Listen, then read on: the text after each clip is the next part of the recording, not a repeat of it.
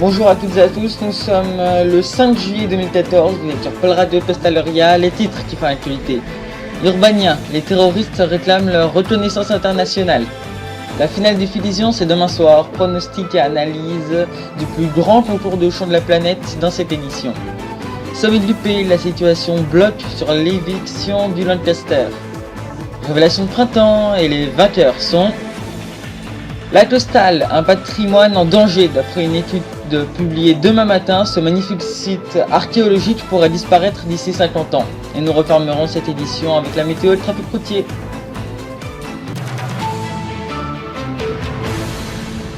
Après l'attentat qui s'est produit à Antar il y a 2 jours, les terroristes ont publié un communiqué car ce soir demandant aux pays du monde de les reconnaître comme étant le pouvoir légitime de l'Urbania, sous peine de tuer l'ensemble des otages dont tous les membres du gouvernement. D'après certaines sources, le ministre de l'Intérieur urbanien n'aurait pas été pris en otage, il aurait été tué dans l'explosion du bâtiment présidentiel. Les frontières du pays auraient également été fermées, nous ne savons toujours pas par qui. C'est une mauvaise nouvelle de plus pour un pays dont nous n'avons toujours aucune nouvelle du gouvernement qui a été pris en otage dans un incendie dont l'on sait aujourd'hui qu'il aurait été provoqué par ces terroristes. L'ONP News rappelle l'étrange similitude entre cette crise et celle qui s'est produite il y a peu de temps au Sunrise et au CED. La grande finale du Filision, c'est demain soir. Le concours se refermera donc à la salle mairie de Verbania, en direct sur Polar 2, dès 20h30. Pour cette première édition, 15 pays s'étaient portés candidats, mais seulement 10 d'entre eux étaient allés en finale. Il s'agit de l'Empire carnathien, du CED, de la Genesee, de l'Aerius, de la Crimésie, du Queensland, de la RIG, du Brosselia, de la Mandelsey et du Lancaster. Depuis le 21 juin dernier, les différents pays du monde GC ont envoyé leur vote par un questionnaire de l'organisation polarienne qui s'occupe du concours.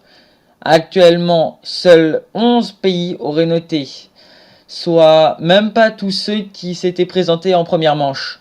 L'Empire carnathien part en grand favori, même si d'après nos informations, d'autres pays seraient en tête. Cependant, ces informations sont très instables, car le vote d'un seul pays supplémentaire pourrait bouleverser tout le classement. Le sommet de l'UP serait dans l'impasse. D'après un skit de Fox Premier, les États membres de la première alliance de la FILCI auraient du mal à se mettre d'accord sur le sort du Lancaster.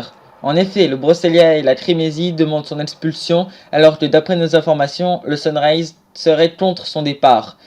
Ce sommet qui dure depuis le 30 juin dernier s'éternise et apparemment aucun autre sujet que celui de la situation de ce pays de l'ONN n'aurait été abordé.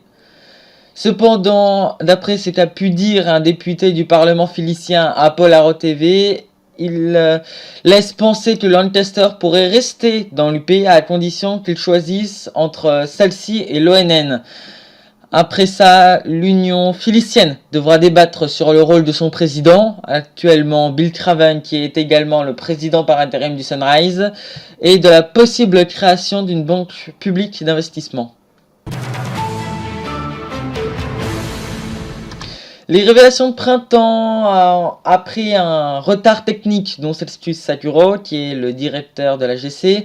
Les résultats ont été dévoilés hier. C'est Cédric Nancy qui remporte l'Eiffel d'Or avec San Carlos, une ville très exotique dont elle sera la future capitale de la République de Santiago, un pays en attente de validation par le Haut Conseil.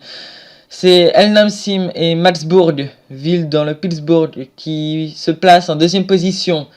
Quant à l'Eiffel de bronze, c'est Taoufik et Almeraya qui l'a remporté. Gandalf a d'ailleurs profité de ces récompenses pour mettre à jour le Hall of Fame, un grand tableau qui liste tous ceux qui ont reçu au moins une récompense. La Tostale sera bientôt ensevelie sous les eaux. C'est l'Institut des eaux de Verdreen qui l'annonce dans un rapport demandé par la région du Haut-Lac. En effet, cette ville historique de moins de 4000 âmes se trouverait au bord d'une zone particulièrement sensible à la montée des eaux, et malgré le fait qu'elle se situe au bord du Haut-Lac. La ville aux 1,5 million de touristes tous les ans a annoncé qu'elle mettrait en place un projet de plusieurs millions contre cette disparition annoncée.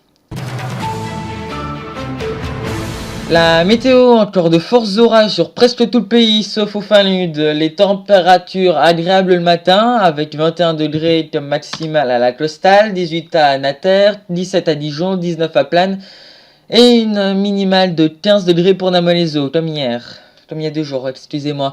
L'après-midi, la canicule continue avec une maximale de 38 degrés à Verbania, 37 à La Para, 34 à Serasia et une minimale de 27 à Terouanne. La route, quelques bouchons sur l'A36 entre Nanterre et Galax, sur l'A1 entre Galax et Serasia, sur l'A6 entre Île-Marine, la Costale et sur l'A7. Sinon, un trafic assez stable sur tout le reste du pays. C'est la fin de notre édition, je vous remercie de nous avoir écoutés. Quant à moi, je vous dis à bientôt pour une prochaine édition de Pol Radio.